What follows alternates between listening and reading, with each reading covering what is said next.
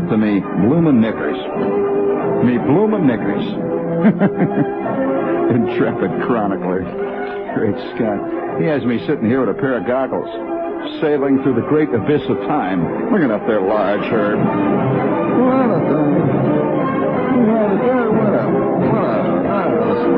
What a rotten theme song. Holy cock that! Gee. Oh, cacophony. Life is just a shoal of berries. Oh, life is just a shoal of berries. We will award the brass figuree with bronze oak leaf palm to anyone who can tell me who actually said that. Life is just a shoal of berries. And I can remember my mother had the record of it, see? And she would always play it on her record player. And every time it would play, this guy would sing, life is just a shoal of berries. I'd say, Mom, that's not right. Life is just a bowl of cherries. And my mother would look at me and she'd say, what do you know about it? We'll let you think about that one for a while. I know that thinking is not very easy. Things are, but, you make a little... Oh, incidentally, these are the little things that make you realize that there is a future for mankind. We have a little note here from Akron, Ohio. Now, you would never think anything would happen in Akron, Ohio. I've been in Akron, Ohio. And, Akron, Ohio goes sometimes 6, 8, 9 months. They don't even turn the lights on. It's just a nothing town, just sitting out there. But Akron, Ohio, 2 16-year-old high school students used materials they sent away to a Chicago mail-order house to make more than 50 bombs, powerful enough, quote, to put part of their school in Lenox County, according to the sheriff's deputy here. The boys told the authorities that one of them had written to the United Pyrotechnics Company in Chicago. 4 weeks later, received an instruction pamphlet, explosives, 100 cardboard casings, and several feet of fuse. Their chemistry, quote, experiment came to light when one of their smaller 3.5-inch firecrackers blew up in a friend's bathroom, burning his hand, cutting his cheek, breaking the mirror, and knocking the sink out into the yard. The chemical company's warehouse also blew up a few days later. Hit it. Bring it up big. Come on, Herb. That's got to be hit. You do not sneak in with an atom bomb. Salute those kids out there. All right, I reset that. We'll need that because life is just a shoal of berries. It was not Jerry Vale who said that. Life is just a shoal of berries. La-da-tee-tee-tee-tee-tee-tee. I'm thinking of these kids, see, making this gigantic bomb. And they're preparing. Oh, come on. Somebody called Ben Burney. Who the heck was Ben Burney? Ben Burney. You know that there's a new rock group called Ben Burney and the Andrews Sisters? I'm serious. I'm not kidding you. These guys come out with these skirts, they've got the big orange wigs on their head, and they sing Roll Out the Barrel with a sitar. It's a tremendous act. Oh, culture marches on. And, of course, the reason I'm interested in this piece about these kids now, we're sneaking after this, because I don't want to have give anybody any ideas out there in the darkness. But those kids that were building that bomb to blow their school into the next county reminds me, I once was involved in a caper very similar to that, although it was non-directed. It was, because you see each one of us, there's no doubt about it, each one of us carries around just above his head a little non-directed amorphous cloud of latent violence. Now, it's not directed, it's just there, see? And it'll pop out any time. You never know when it's going to pop out. And it's just there. Did you see that movie here a couple of nights ago, Flesh and Fantasy? Well, now, yeah, there was a great movie. It was Charles Boyer and Betty Field and E.G. Robinson. And it was about E.G. Robinson, who was this very suave guy. And he goes to a fortune teller. There's a guy it's Thomas Mitchell, actually. He's not a fortune teller. Thomas Mitchell, And he's in this party, and Thomas Mitchell is a palm reader. And so he reads Edgar G. Robinson's palm. And he says, I don't think I better tell you. Sure, and I don't think I had better tell you what it says in the palm. And, of course, that's the first Irish palm reader I ever saw. It was very funny. Sure, and I don't think I can tell you what is in your palm. And Marshall, or rather E.G. Robinson says, come on, baby, tell me what's in the palm. And His little moment there of excitement, and finally he says, "You are going to murder a man." He says, "Me? Murder a man? That's ridiculous." And sure enough, he walked around, and his head keeps donging away, thinking about this. What am I? Right, it's ridiculous. And naturally, I don't have to tell you, by the end of the picture, no, it was not Ukulele Ike who sang "Life is Just a Cholla Berries." And who the heck is Ukulele Ike? La-da-dee-dee-dee-dee-dee. This is getting worse. We're getting higher and higher. This is not a trivia program. I am not trivia. You keep confusing me with those cute guys that come on Johnny Carson's all the time and saying, who played Uncle Fred's second dog, in the Trials of Pauline. This is not my bag, friends. But nevertheless, I read this piece there, and I thought, oh, those poor kids, I know just how it is. But now, you notice they were oriented chemically. They're old-fashioned types. Those kids are right back there with the alchemists. Oh, yeah, sure, mixing nitroglycerin. Oh, yeah, somebody just called in. That's a fine piece of trivia. I don't know. Who plays Johnny Carson? Shucks, I don't know. Maybe that's what happened to Priscilla Lane. Oh, no, it's ridiculous. Life is just a cholla berries. But I'm a kid, and of course we all had this little cloud of latent violence. It was inevitable, friends, that man would invent the atom bomb, the N bomb, the cobalt bomb, the H bomb, the Q bomb, because it was always there. There's hardly any of us but who don't have this little cloud above his head. And me and Schwartz, we're very electrical types. We're ham, kids, and we're fascinated by everything electrical. And I read everything I could grab my hands on about things electrical. In fact, I saw a kid the other day in the AA train. If some mother is worrying about why his or her kid is flunking, I saw this kid sitting there. All the other kids, they've got real school books. And this kid has got an ARRL, Q and A, and he is working. I'll tell you, this kid is working so hard you can see the sweat pouring out of his ears. Now, I knew that this, obvious from the looks of this kid, he is not going to be the kind of kid that's going to work on geometry. I mean, this kid is not going to be the kid that's going to read Lady in the Lake, and Ivanhoe. But, boy, you give him that ARRL, Q and A, and this guy is sweating blood. Well, I was in the same bag. About 13 years old, I'm sucked into the great maelstrom of the electronic madness. And boy, when you've got that, it is worse than the bubonic plague. You can't do nothing about it. And it sticks with you forever, friends. Forever. I mean, it's worse than alcoholism. It's just forever. I'm about 13. And all the other kids, they're walking around doing, regular kid stuff. They're hollering at chicks, and chicks are hollering at them, and they're swinging on the swings, and they're walking around and hitting each other. And what am I doing? I'm sitting there looking at a Q&A. Question. Question. If in a tri-cat oscillator, if the grid is grounded, A, does the plate voltage vary directly or inversely as to the plate current? B, I'm reading this stuff, sweating it out. And nobody else in the school knew anything about it. I might as well have been studying Ubangi. It's totally out of left field, and I'm learning. I'm drawing diagrams, and Schwartz is sitting right next to me. And he, too, is struggling his way through the Q&A. And we're aiming like Captain Ahab for that amateur radio license, our call signs. And for those of you who don't know what this is like, this is not a kid hobby, friends. This is a very serious, highly technical hobby. And at the age of 13 or 14, we were considered unbelievably precocious to be involved in such a thing. And anyone who had an amateur radio license, it's like his name. Oh, yeah. For example, there was this old man in our neighborhood. His name was W9JZA. JZA, they call him. He had no other name. And when you got your amateur radio license, your call sign, that was your new name.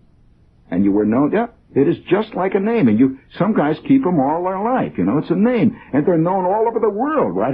That number, that's a name. They say, hey, did you see PLM the other day? Yeah, for crying out loud, whatever happened to PLM? Listen, I saw LMD the other day. Yeah. Oh, that son of a gun. Boy, what a case of asthma he's got. And this is the way it was. So we're struggling our way, me and Schwartz, all alone. Nobody to guide us. Nobody to help us. Nobody to push us in the right direction. Nobody to funnel us to become real serious people. If I had not, at the age of 13, got hung up like that, I could have become almost anybody important. I could have been Bill McNichol. I could have, don't tell them how high I could have gone in this world. Yeah, I could have gone all the way. But as it was, I'm sidetracked. All the other kids are going. You know, by this time, I tell you, at least 3/4 of my class, Fred, are in the Rotary Club. Now, am I? No. I'll bet at least 1/3 of them made the Kiwanis. Where am I?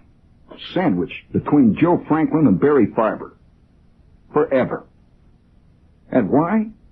At the age of 13, I'm sitting there reading about plate voltage versus plate current. Typical question. Poor voltage regulation of the power supply is due to A, insufficient bleeder resistor, B, bad filtering lattice network, C, I can still see it now, and I could still, oh yeah, well, all right. I read about these 2 kids blowing up the school. One day, Schwartz, and going through the junkyards, and we were always looking for radio parts, Schwartz came upon an old Philco radio. Battered, takes it all apart. It's a fantastic find. And out of this old Philco radio, he extracts the power transformer, which is like, it's like the gold tooth of a pure white rhinoceros, which all of you know is a fantastic, very rare aphrodisiac, and is highly sought after by the natives. And so Schwartz found this beautiful Philco power transformer. Well, Al, we're down in the basement, and we put the AC in this thing, we plug it in, and it works. You can hear it's humming, the plates are jiggling a little bit. It had about 600 volts across the plate, with center tap. And so Schwartz takes the 2 leads, pow! What an arc! And then I said to him, hey, Schwartz, what would happen? I've got an old power transformer from this freed Iceman at home. What would happen if we put 2 of them in series? And so I go rush home, I get my power transformer, and I bring it back, and we put them in series now. And now we've got 2 leads, see? Plug it into the 110 AC, cross the leads, boom! I'll tell you, we had about 1,400 volts across that baby. What an arc! Well, this was, we were on our way. And one of our textbooks said that if you get enough filter condensers and put them in series, you can build a condenser and a transformer series of circuit that you can build it up to maybe 20,000, 30,000 volts. Yeah, that's right. Well, we began to work down in the basement, me and Schwartz, putting our transformers, every transformer we could get in series, adding condensers, until finally, I'd say after about 3 or 4 months of work, just like these kids in the basement with their chemical set, we had the biggest, most rough, rotten, hairiest power supply in the entire northern part of the state of Indiana. And we're down there one day playing around with this thing. We have it built on a breadboard. All the transformers hooked down with wood screws. We got this built on a breadboard, big leads. And Schwartz says, I'll tell you what, let's do. I wonder what would happen. We're thinking, yeah? He says, what would happen if we took the leads from this transformer, put a big coil, made it out of speaker wire, great big coil, and put an antenna on it? I said, I don't know what would happen. Let's try it. And so we got a hold of a mother's oatmeal can. This big round, like a Quaker Oats tin, big round thing. And we shellacked it. And we began to wind wire on it. We wound wire and wound wire. And each layer of wire we would wind, we would put shellac on it. This stuff that dried in about 8 seconds. We'd wind more shellac, more and more. All Saturday afternoon, we wound wire upon wire upon wire. Until we had a big coil. And that was the coil. It was called a Hertz coil. We had read about this thing, that if you connect high voltage across it, it would develop a nimbus. Or at least that's what the picture said. A nimbus is a kind of a blue St. Elmo's fire. You've heard of St. Elmo's fire? Well, we're down in the basement now. Now for the moment of truth. I don't know whether, friends, you've ever built yourself a Heath kit. And you wire this baby up. You spend 3 days wiring it up. You go each little lead, and you got the soldering iron. You know that great moment of excitement when it says, and now, friend, the last thing to do is to plug it in and tune in WQXR and listen to the music roll in. And you go up to the plug, and you get that thing ready, and you're just about ready to plug it in. You stick those two little prongs in. There's a sudden shudder. You feel the floor go underneath you, and then boom! Windows are shattered for blocks around. All it takes is one badly wired resistor. All it takes is one red lead connected where the green one should go, and one brown one grounded when it should have been the yellow one, and kapow! T-Head disappears. And a roar of smoke.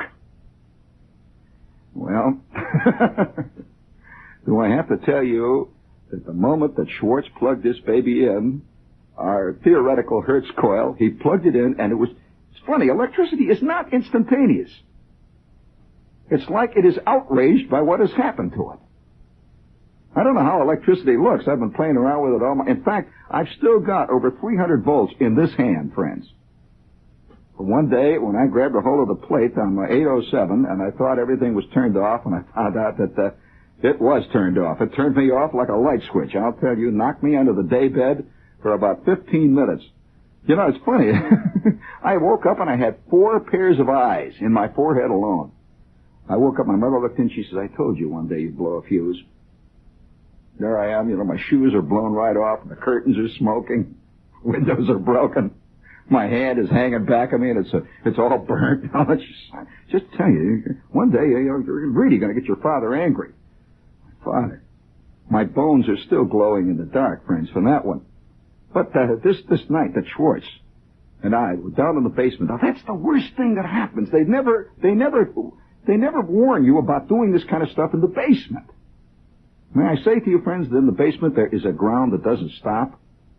And, the concrete floor is permeated with old prune juice where Schwartz's mother was putting up prunes in the ball jars and canning tomatoes and stuff. And it's wet down there. And over there's the Thor washing machine. They used to throw out bolts of lightning once in a while, knock Mr. Schwartz right into the coal bin occasionally. You know, it was just the basement. You know, everybody's fighting electricity.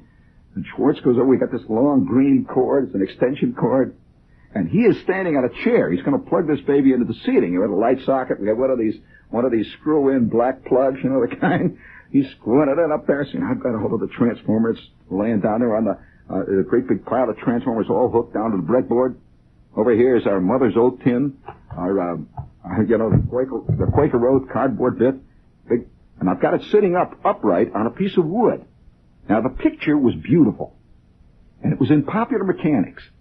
The way the picture showed, it showed this big blue cloud, and a man is standing there, and it says, amaze and mystify your friends.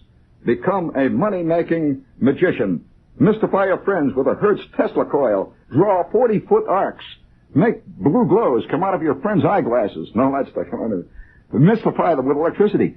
And so I'm waiting to see this thing start. Schwartz is up on the chair, and it's one of these basement-type chairs, you know, where half the rungs are knocked out, the old green kitchen chair, and he's standing up there trying to get this thing. It's dark. It's kind of dark down there. Mr. Schwartz is walking around upstairs. You can hear the floor creaking, and Schwartz's sister is crying. He's plugging this thing in. I'm down. Okay, Schwartz, all right, now I got a hold of the leads here, Schwartz, and I'll hold it down, yeah.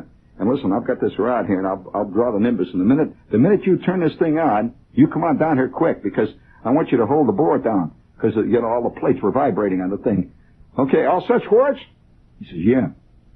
Okay, Schwartz, plug it in. He plugs it in. Nothing happens. What's the matter, Schwartz? Plug it in. So what it is plugged in? I said, we're not getting any juice here. He said, oh, I got to turn it on upstairs. I said, you idiot. You mean you didn't turn a switch on? Oh, for crying out loud. Okay, you turn the switch on, but don't turn it on until I'm ready, okay? And Schwartz jumps down off the chair, and he was running up the stairs. And he's up there, you know, he can turn the switch on, up by the kitchen there. So he's up there. All right, I'm up here now, okay? I said, yeah, okay, Schwartz. All right, turn it on, Schwartz. And just as I say that, the thing falls out of the socket. Fell out of the socket. Plug it in. Come on, Schwartz, for crying out loud. I can't hold this all day. Schwartz comes running back down. He says, I turned it on. He says, all set now. I said, okay, Schwartz, for crying out loud. Bend the prong so it stays in that socket, will you? He said, okay, all set. Climbs back up on the chair. He's got a hold of it. I said, all right, Schwartz, here we go now. All set? All set. Okay, Schwartz, plug it in. He goes, I would say that the pause lasted roughly 10, maybe 15 milliseconds. The Earth hung, just like that.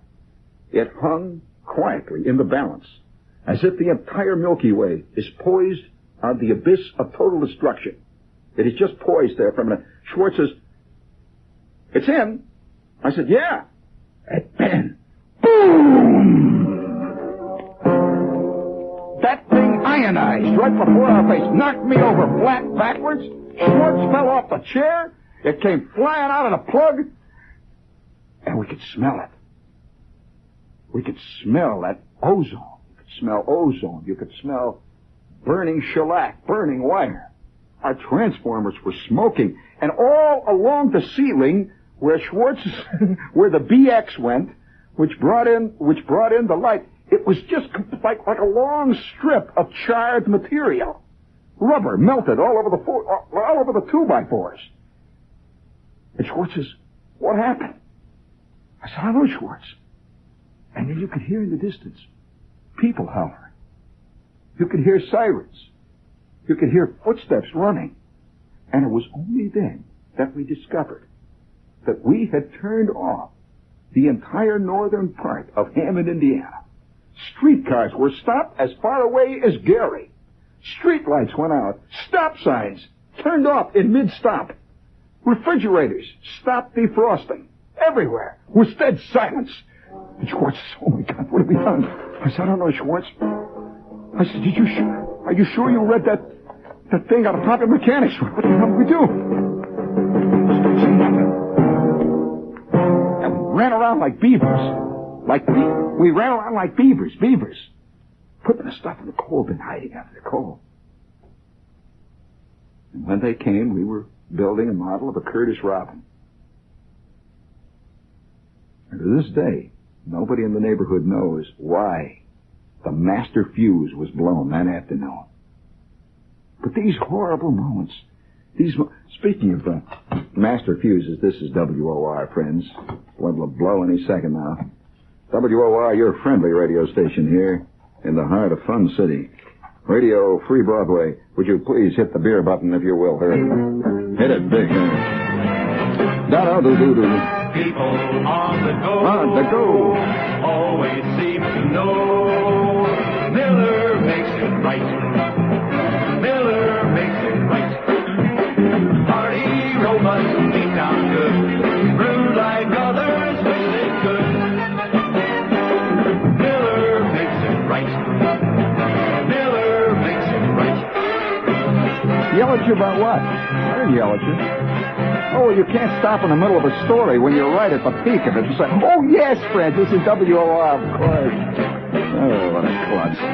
I can see Laurence Olivier saying, "To be or not to be." Oh, yes, this is the Broadhurst Theater, folks. A lot of Miller High Life beer, friends.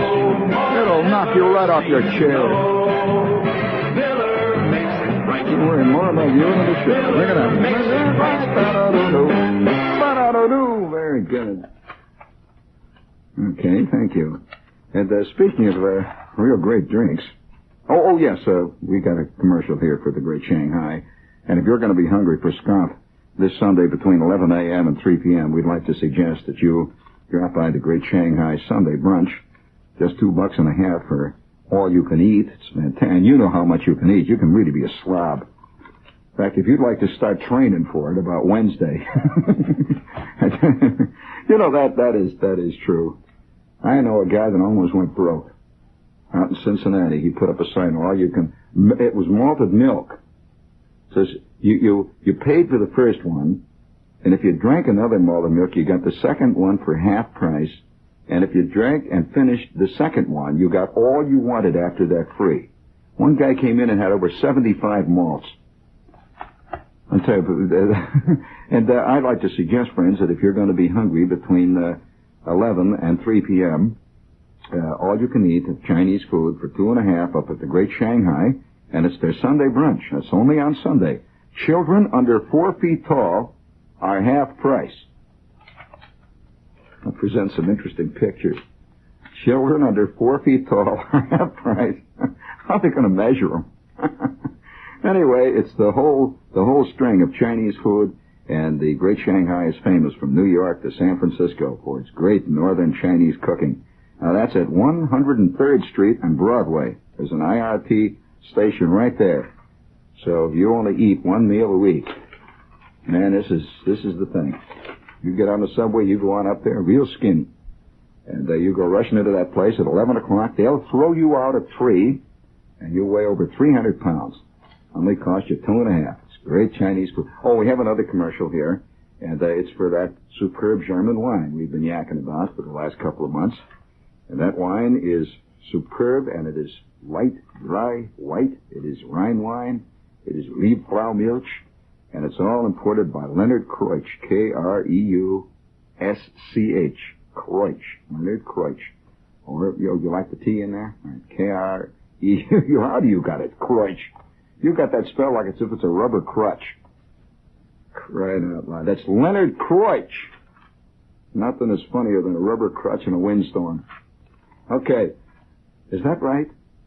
Is that No, I didn't think so. Yeah. So many things right on the tip of the tongue. That's Leonard Kreutsch. And that's superb German wine. So the next time you're looking for a bottle of really good wine, you ask your wine merchant for Leonard Kreutsch German. Mosel, Rhine, Liebfraumilch, Johannesburger, the whole bit. Okay? Kreutsch. Now, it's they talk about guilt, Americans and guilt. That load of guilt they all carry around with them. Well, I don't think we're the only people. Guilt is a human condition. After all, Faust was a play about it. And there it was. And he was not an American who wrote it. Goethe was anything but American. And so guilt is a thing that's hanging around the edges of all our lives. Like last night, I had a great show. We had a great time last night up at Stony Brook University on Long Island and at Cardoso College. And I'm coming back. I stopped at this place, and I've been working and sweating away up there and having a ball with all, the students and fist fighting. I even went into the gym there. You go into the gym at Stony Brook where they play their basketball games. You walk in there and you smell the feet in the air. Just there, You can see certain gyms you go in and you can sense victory. Other gyms, I don't know. And it's a beautiful gym. There was a guy shooting free shots, and I watched him. It's 10:30, 11 o'clock at night. And he's one of the ball players, I guess. He's shooting free shots. He shot 14 straight shots and didn't even hit the backboard. Isn't that true?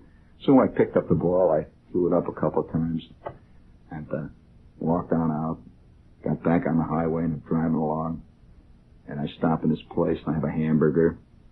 And I'm drinking a bottle of beer. And it suddenly hit me. Having a bottle of beer and eating a hamburger was, as natural as the sun coming up, as the wind blowing through the trees. I looked at that bottle of beer and it suddenly hit me. It's almost impossible to believe. You can't really comprehend it. That at one time, beer was illegal in America. Can you believe it? I mean, can you imagine what it would do to television today if they made beer illegal?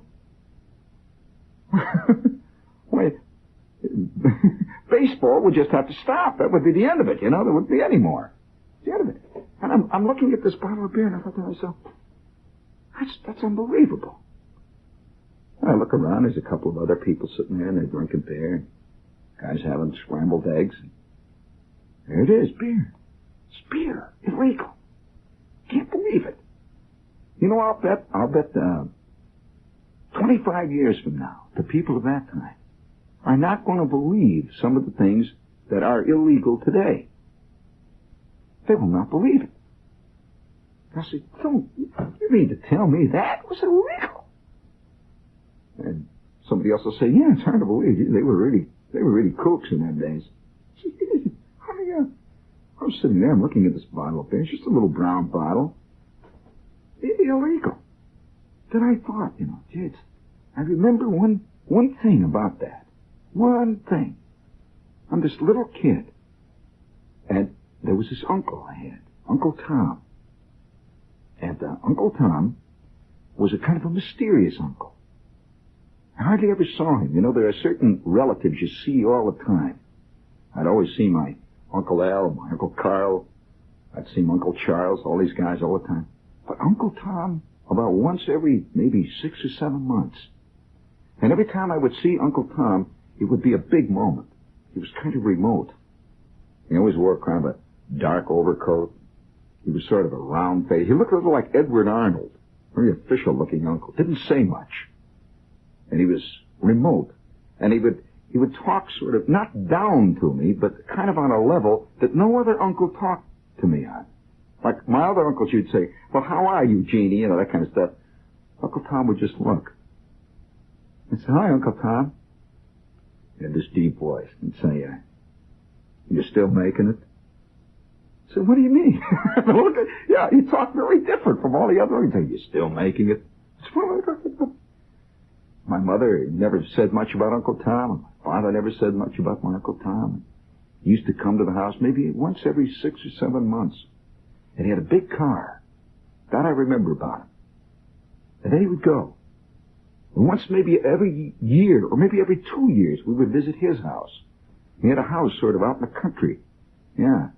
And the one thing I remember about Uncle Tom, which I have never ever forgotten, very remote guy, and I've never forgotten this about him. The backyard had a high chicken wire fence.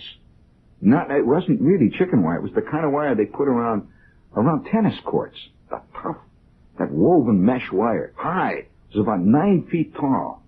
And in that yard was King. King. Probably the most evil, ferocious, man-eating German shepherd dog I've ever seen in my life. He had yellow eyes about the size of walnuts. I mean, really yellow eyes. Had these high peaked ears. And he had a ruff of fur around his neck that would raise up whenever a human being would get within 100 yards of this backyard. And he'd growl from way down somewhere in his gut. And he would stalk. I can remember him crawling over the yard on his stomach. Just crawling up to the fence. And 100 yards away, there's an innocent little old lady, walking along. You'd hear her girdle twanging. And she's wearing a little black dress, and she's got her shopping bag full of bones. And King spots the enemy here. And he would crawl up to the fence and just look out. Those 2 yellow eyes. And those great silvery white fangs. And his tongue would kind of hang out a little bit, but always ready. And you'd hear him out in the dark. When we'd be sitting in the kitchen of Uncle Tom's house, having sandwiches or something, you'd hear...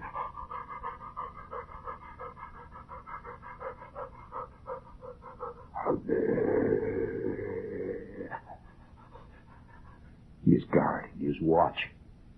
He is making sure that the Milky Way doesn't attack. It's dark out there. And he would look up at the moon, and you'd see his eyes flash. It's King. And then once in a while, I remember scenes where King would actually think somebody is really coming. And he would roar at the fence. Ah! He'd hit the top of the fence and hang there for a minute and fall back down. He always reminded me of those dogs in The Hounds of the Baskervilles. You ever hear that? Did you ever read that story, Sherlock Holmes, The Hound of the Baskervilles? Out on the moors. I remember one time I'm a little kid, I'm listening to Sherlock Holmes. And Nigel Bruce is playing Watson. And he was always going, Watson, Holmes, amazing Holmes. You mean to tell me? And Sherlock Holmes was played by Basil Rathbone. And I remember the sound of the hound roaming, ranging at night, late at night in the fog on the moors. Ow!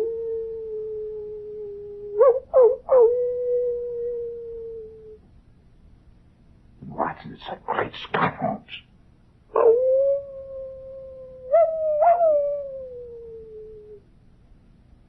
And that hound would go skittering across the fog-wreathed moors, his teeth phosphorescent in the dark, hunting. Well, that's what King was like. King was a hound of the Baskervilles.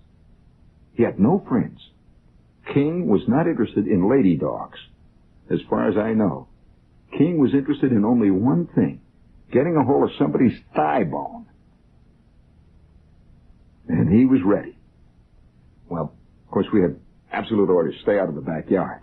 And I never knew at the time, little kid, you know, I had no idea why Uncle Tom had this fantastic dog that nobody could get near.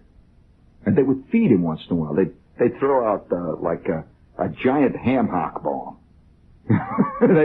Big bone. They'd throw it out in the backyard, and King would... You'd hear the crunch and the snap of bones, and then silence. That's King, man. That King is really the king of that hill. Well, you know, time went on, life went on. And Uncle Tom faded in and out of my existence. I go through high school. He was still Uncle Tom. And there were rumors around. And once in a while, my old man would make a crank about Uncle Tom, you know, the bootlegger uncle. Yeah, and everybody was kind of circumspect about Tom. Nobody said much about it. He didn't mix with the rest of the family when they had the big pinochle parties. Tom and his wife were just sort of off out in left field somewhere. And then one day, I am sitting on the front porch on one of those rare days when Uncle Tom was visiting us. And I'm on the swing. And Uncle Tom is sitting in a rocking chair. Very distinguished, looked like Edward Arnold. And I am back from the army on a reeve. And there I am all dressed up with the suntans, looking to see if there's any chicks walking down the street. I'm ready. I've got the hat on. I don't know what to say to Tom. Uncle Tom doesn't know what to say to me. My mother's back out in the kitchen boiling up something for supper. My father's out in the back doing something, and we're alone for the first time. It's the first time that I ever talked to Uncle Tom when I was grown up. Big enough to understand things. I'm swinging on the swing. Uncle Tom is rocking back and forth. I thought, you know, I think I'll ask him about that. What the hell, you know? What do you got to lose? And I had a peculiar kind of admiration for him. He was a mysterious, remote guy. I said, Uncle Tom, it was kind of warm out, summery. People were across the street sprinkling the yard. Guy goes by on a bicycle.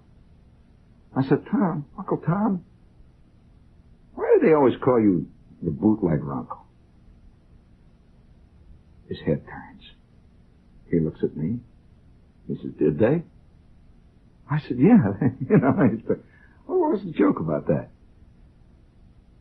He turns back. Pipe. He's smoking a pipe, and he puffs a little bit on it. Wearing that dark suit. Looking out over the street. He says, well, because I was your bootlegger uncle. I said, a bootlegger? What? You know, I said, what was a bootlegger? I mean, they always talk about a bootlegger. What is a bootlegger? He said, well, there was a time, a long time ago, when you couldn't sell beer. It was illegal. I said, yeah, I heard about that. He said, yep. He said, but people wanted to buy beer. And whenever people want to buy something, there's always someone around who will sell it to them. I said, but it was against the law, wasn't it? Innocence personified. Once again, all of my life, I've been completely innocent like that, you know. Candide, walking through the bramble patch. I said, but that was against the law then, wasn't it? Yes. There's a lot of things that are against the law, you know, that people do. I said, oh. I rocked a little bit on the swing, and he rocked on the rocker. And a sudden thought hit me. Where did he get it? This stuff that he was selling, and what did he sell? So I said, Uncle Tom, yes. Where did you get what it was you sold? What did you sell? Oh, beer, scotch. I said, scotch? Yes, scotch. I said, gee, that must have been really illegal. Yes. Well, where'd you get it, Uncle Tom? He said, oh, back in those days I had friends. I said, you had friends. What kind of friends?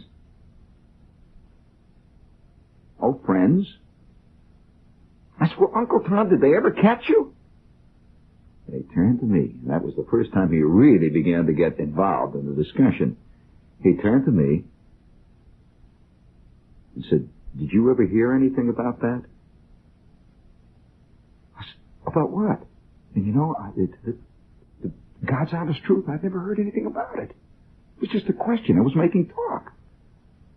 I said, no, I didn't hear about what? He said, you sure you didn't hear about that? And he's leaning over towards me. He is talking to me for the first time. How many of you remember the first time some remote adult relative talked to you as an adult? And Uncle Tom was really talking to me. I was a soldier now. I wasn't his nephew, Jeannie. And he said, are you sure you never heard about that? I said, heard about what, Uncle Tom? He said, will you ask me a question about did they catch me? Are you sure that you didn't hear? I said, no. He said, yes, they did catch me.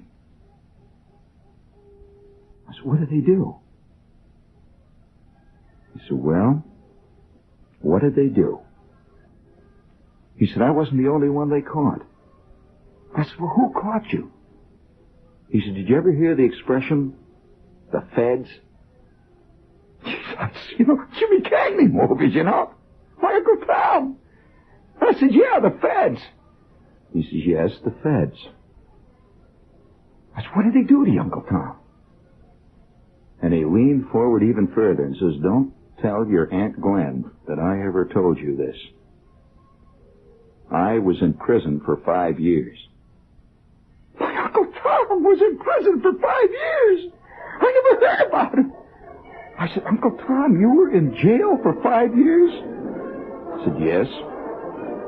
And then he turned back and looked out at the street. The wind blew through the trees. I never asked him about it again. We never talked about it. Uncle Tom, my bootlegger uncle. And last night I'm sitting there drinking a bottle of Miller and suddenly hit me. Unbelievable. I think about the time that America made beer illegal was just about the moment that it began to go wrong. Just about that moment. And last night, a guy got electrocuted flying a kite. You never know when it's going to strike.